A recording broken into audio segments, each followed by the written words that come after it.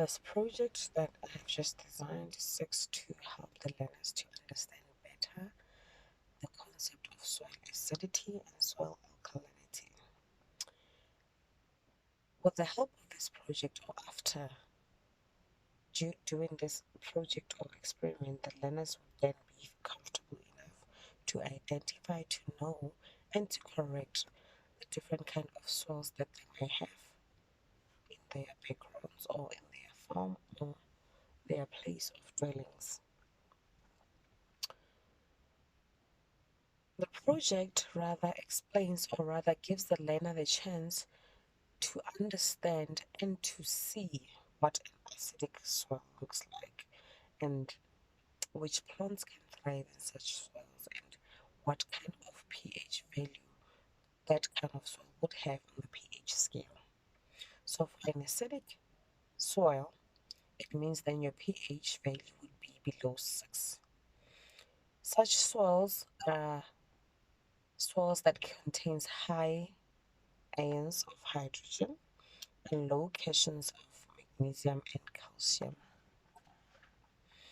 In such soils, rather, many plants don't survive, but there are ways to correct that soils to make it rather suitable for plant production, what kind of plants you would like to plant. There are, however, plants that really survive in such conditions or in such soils. But for you to be able to correct it, then there are certain things you can do. For instance, you can opt to add lime to it to make it rather neutral and rather take it to a pH value of 6, which is kind of ideal for most plant production, most crops. And then again, this project, this experiment seeks to make the learners aware of ways to manage their soils, how to correct them, and how to produce what they want to produce in soils that are rather not suitable for that. Say, for example, the learner wants um, to plant carrots in a soil that is rather acidic, and that learner can be able to do so by means of managing that soil. There are substitute or things that you can pour into that soil to make it suitable for the kind of crop that you want to. I mean, carrots survive better in alkalinic soils, but if your soil is acidic, then there are measures you can take. For example, you can pour lime into it to make it more neutral or more alkalinic in order for you to be able to achieve what you want to achieve.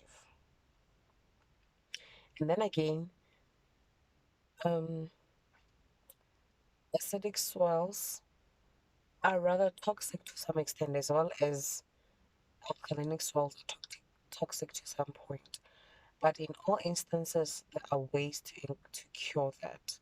Or rather, there are ways, there are things you can employ or put into your soil to make it desirable for what you want to achieve.